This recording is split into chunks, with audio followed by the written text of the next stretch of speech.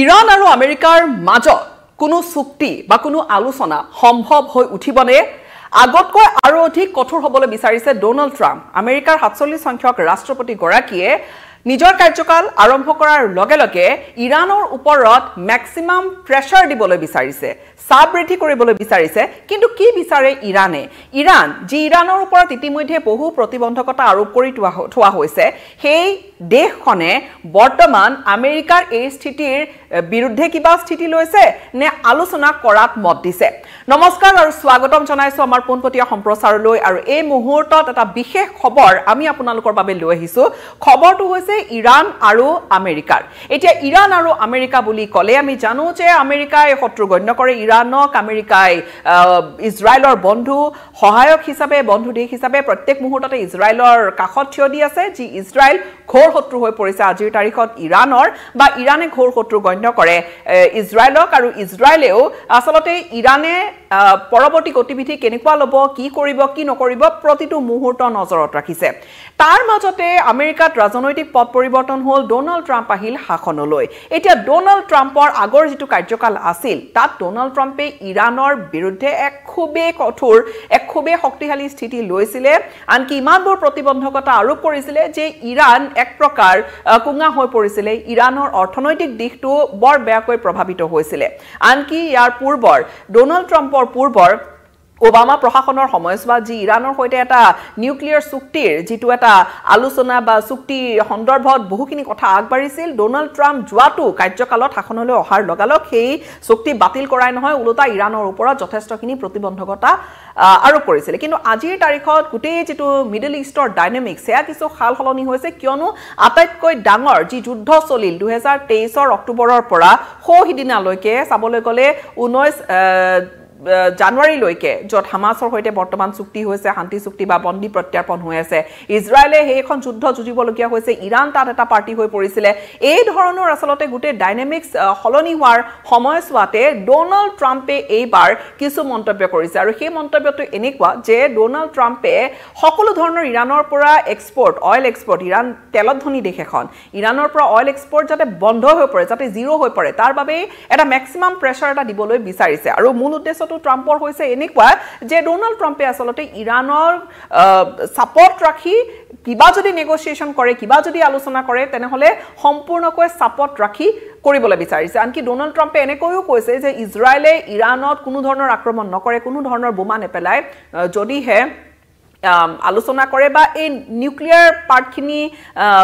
এৰাই চলি তেনেকুৱা ধৰণৰ কিবা এটা যদি ডিল কৰে মুঠৰ ওপৰত সেই নিউক্লিয়াৰ কথা বতৰাখিনি অৰ্থাৎ পাৰমাণৱিক অস্ত্ৰ ইৰাণে ডেভেলপ কৰি আছে বুলি এটা অভিযোগ দীৰ্ঘদিনীয়া ইৰাণে তেওঁলোকে কেতিয়াও মানি লোৱা নাই বা কেতিয়াও নাকচো কৰা নাই তেওঁলোকে সময় দুই চাৰিবাৰ নাকচ কৰিছে যদিও বা বিশ্বত আসলতে বহু দেশে ধৰি চলে যে ইৰাণৰ হাতত নিউক্লিয়াৰ অস্ত্ৰ থাকিব পৰা বা তেনেকুৱা ধৰণৰ শক্তি আহৰণ কৰিব পৰা গোটেইখিনি ব্যৱস্থা আছে আনকি ইউৰেনিয়াম এনৰিচমেন্ট ইৰাণে পূৰ্বতকৈ বহুখিনি বঢ়াই তুলিছে যি নহয় সেয়া এটা পৃথক বিষয় কিন্তু পৃথক বিষয় হলেও বিষয়টো জড়িত এইভাবে কিয়নো ডোনাল্ড ট্ৰাম্পে এই বিষয়টো আসলতে সেই আলোচনা বা কিবা যদি ইৰাণক আসলতে সেই নিউক্লিয়াৰ ৱেপন যাতে ইৰাণৰ হাতত নপৰেহি সেই ধৰণৰ কথা বতৰাৰে ট্ৰাম্পে হেঁচা দি ৰাখিবলৈ বিচাৰিছে তেনেকুৱা এটা ব্যৱস্থা কৰি ৰাখিবলৈ বিচাৰিছে য'ত ইৰাণৰ হাতত নিউক্লিয়াৰ ৱেপন এটা আহি নপৰে কিন্তু এই মুহূৰ্তত ট্ৰাম্পৰ সেই স্থিতি ইপিনে আয়াতুল্লাহ আলী খামেনি যিগৰাকী হৈছে ইৰাণৰ supreme leader Ayatollah Ali Khamenei তেওঁ কিন্তু শেহতীয়াকৈ এটা মন্তব্য কৰিছে ডোনাল্ড ট্ৰাম্পে সেই ম্যাক্সিমাম প্ৰেছাৰ কথাখিনি কোৱাৰ লগতে আয়াতুল্লাহ আলী খামেনি য'ত শেহতীয়াকৈ ভবা গৈছিলে যে তেহৰানে হয়তো কিছু স্থিতি সলনি কৰিব হয়তো তেহৰানেও কৰবাত ভাবি আছে যে এইবাৰ আমেৰিকাৰ সৈতে কিবা এটা আলোচনা হ'ব বা ডোনাল্ড ট্ৰাম্পৰ সৈতে কিবা এটা আলোচনা হ'ব পাৰে তেনেকুৱা ধৰণৰ মাজে সময়ে চৰ্চা ওলাইছিল কিন্তু এইবাৰ ইৰাণৰ সুপ্ৰিম নেতাগৰাকী একেবাৰে পোনপটীয়াকৈ কৈ দিছে যে যিকোনো আলোচনা ইউনাইটেড ষ্টেটছ মাৰ্কিন যুক্তৰাষ্ট্ৰৰ সৈতে আমেৰিকাৰ সৈতে যিকোনো আলোচনা একেবাৰে বুদ্ধিয়কৰ কাম নহয় আৰু সেয়া সন্মানজনকো নহয় বুলি ইৰাণৰ সুপ্ৰিম নেতাগৰাকীয়ে কৈ দিছে এতিয়া ইৰাণত সেয়া হয় যি নিজৰ সুপ্ৰিম নেতাগৰাকীয়ে কয় যদিও বা তেওঁলোকৰ আজিৰ তাৰিখত মাসুদ পেজেশকিয়ান যিগৰাকী ৰাষ্ট্ৰপতি তেওঁ কিছু ৰিফৰ্মিষ্ট হিচাপে তেওঁ অকণমান জনাজাত বা তেওঁ অকণমান কম কঠোৰ তেনেকুৱা বুলি তেওঁৰ এখন ছবি আছে যদিও বা সেয়া কাৰ্যক্ষেত্ৰত বেলেগো হ'ব পাৰে কিন্তু তেওঁৰ ছবি তেনেকুৱা এটা ধাৰণা আছে তেওঁ অকণমান ৰিফৰ্মিষ্ট বুলি কয় বা বহুতে ভাবিছিলে যে এতিয়া ইৰাণে পশ্চিমীয়া দেশসমূহৰ সৈতে আলোচনাত কৰিবলৈ বিচাৰিব বা হয়তো কৰবাত অকণমান তেওঁলোকে অকণমান দুৱাৰ মুকলি কৰিব কিন্তু আসলতে সেয়া হৈ উঠিব নে নুঠিব গোটেইখিনি নিৰ্ভৰ কৰিব আয়াতুল্লাহ আলী খামেনিৰ ওপৰত এতিয়া ডোনাল্ড ট্ৰাম্পৰ সৈতে কোনো ধৰণৰ নিউক্লিয়াৰ টক্স বা তেনেকুৱা সন্দৰ্ভত ডোনাল্ড ট্ৰাম্পে যেটো ম্যাক্সিমাম প্ৰেছাৰৰ কথা কৈছিলে সেই সন্দৰ্ভত আয়াতুল্লাহ আলী খামেনিৰ এয়া প্ৰতিক্ৰিয়া আছিলে এতিয়া তেহৰানৰ চিফ ডিপ্ল'মেট গৰাকীয়ে কিছু মন্তব্য কৰিছে আনুষ্ঠানিকভাৱে কিছু তেওঁলোকে স্থানীয় সংবাদপত্ৰতো এই খবৰবোৰ ওলাইছে তেওঁ এই ধৰণে কৰে যে ইৰানে এক প্ৰকাৰ নেগোচিয়েট কৰিব কিন্তু এই যিখিনি শৰ্ত দি দিছে আমেৰিকাৰ ফালৰ পৰা ডোনাল্ড ট্ৰাম্পে ম্যাক্সিমাম প্ৰেছাৰ দিব অৰ্থাৎ ইৰানক সাপোৰ্ট ৰাখি গোটেইখিনি আমেৰিকাৰ মতে যাতে গোটেইখিনি হয় তেনেকুৱা কৰিবলৈ বিচাৰিছে সেয়া আসলতে নহব বা তেনেকুৱা ষ্ট্ৰেটেজি ডোনাল্ড ট্ৰাম্পে ললে নচলিব বুলি তেহৰানৰ চিফ ডিপ্ল'মেট এগৰাকীয়ে মন্তব্য কৰিছে শেহতীয়াকৈ শনিবাৰে এই মন্তব্যটো কৰে সমান্তৰালকৈ যদি স্যাংচনছ আসলতে উঠাই লোৱা হয় স্যাংচনছ উঠাই যদি ম্যাক্সিমাম প্ৰেছাৰ দিয়াৰ ধৰণৰ বা যি ম্যাক্সিমাম প্ৰেছাৰৰ কথা কৈ আছে বা স্যাংচনছ কিনি যিমান প্ৰতিবন্ধকতা আছে সেইখিনি যদি আতৰ কৰিবলগীয়া হয় কিন্তু এনেকুৱা এটা স্থিতি ইৰানে কেতিয়াও নিবিচাৰে বুলি ইৰানৰ ফালৰ পৰা স্পষ্ট কৰি দি দিয়া হৈছে সেই বাৰ্তা য'ত ইৰানে কৰবাত কম্প্ৰমাইজ কৰিব লাগিব ইৰানে কৰবাত অকণমান তেওঁলোকে নমনীয় স্থিতিত থাকি এক প্ৰকাৰ সাৰেন্ডাৰ কৰি তেওঁলোকে এই আলোচনা কৰিবলৈ বিচাৰিব তেনেকুৱা আসলতে তেনেকুৱা আলোচনা কেতিয়াও নহয় বুলি ইৰানে স্পষ্টকৈ কৈছে আনকি শেহতীয়াকৈ এটা তেনেকুৱা ষ্টেটমেণ্টও দিছিলে ইৰানৰ যিগৰাকী বিদেশ মন্ত্ৰী আব্বাছ আৰাকচিয়ে সেই মন্তব্য এটা কৰিছিলে যে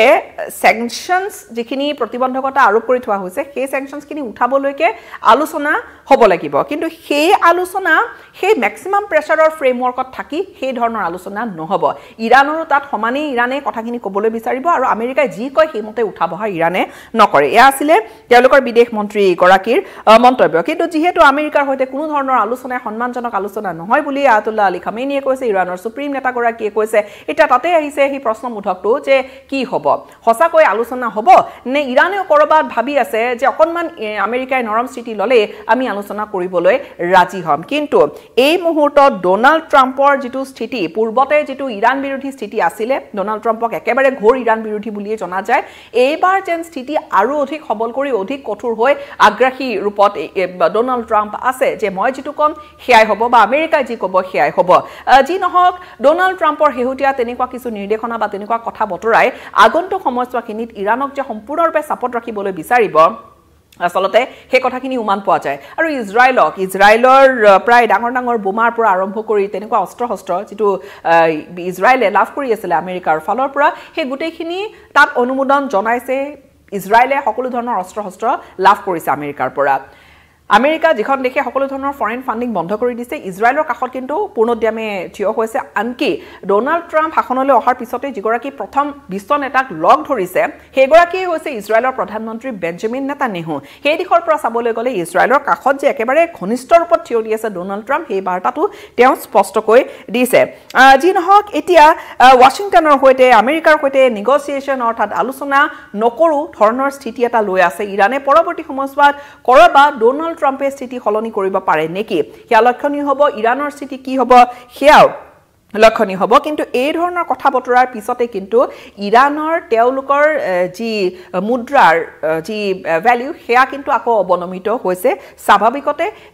আসলতে যি ধৰণৰ এটা সেন্স এটা আৰম্ভ হৈছিল যে হয় পশ্চিমীয়া দেশসমূহৰ সৈতে আকৌ আলোচনা আৰম্ভ হ'ব হয়তো কিছু প্ৰতিবন্ধকতা আৰম্ভ খুল খাব বা প্ৰতিবন্ধকতা কিছু আঁতৰিব তেতিয়া ইকনমি আৰু অধিক খুল খাব তেনেকুৱা ধৰণৰ মাজে সময়ে এটা ধাৰণা এটা হৈছিল যদিও বা আজিৰ তাৰিখত কিন্তু সেয়া প্ৰভাৱটো ইৰানত বজাৰতো সেই প্ৰভাৱ পৰা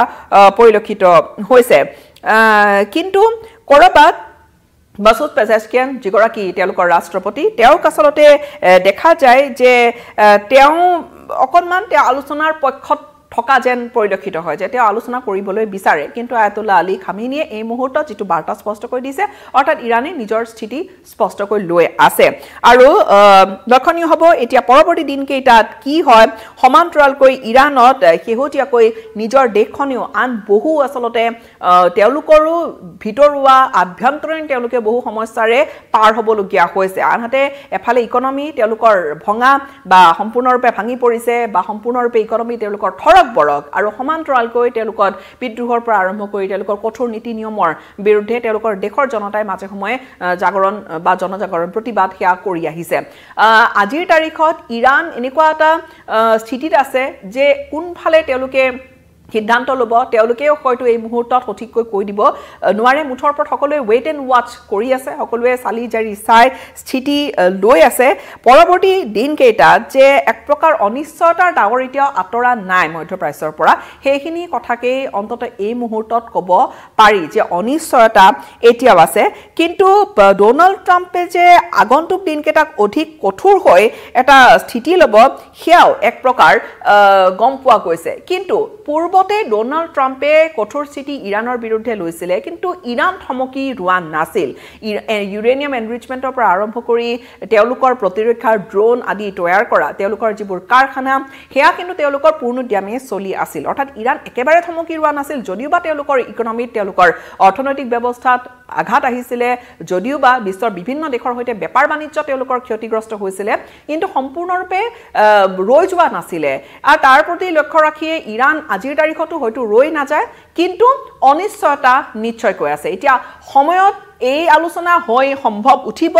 নে নাই সেয়া সময়হে ক'ব কিন্তু এই মুহূৰ্তত দুয়োটা পক্ষৰ এই ধৰণৰ স্থিতিয়ে কিন্তু বিশ্বৰ সংবাদ শিৰোনাম দখল কৰি আছে এই ধৰণৰ খবৰ আৰু বিশেষকৈ মধ্যপ্ৰাচ্যৰ খবৰ আমি আপোনালোকক জনাই গৈ থাকিম আৰু এই মুহূৰ্তত বিদায় ল'ম এই বিষয়টোৰ পৰা পৰৱৰ্তী সময়ছোৱাত ডোনাল্ড ট্ৰাম্পৰ আৰু নতুন নতুন কিছু নীতিয়ে কি ধৰণেৰে প্ৰভাৱ পেলাব বিশ্বত কি ধৰণে প্ৰভাৱ পেলাইছে এই খবৰো আমি আপোনালোকক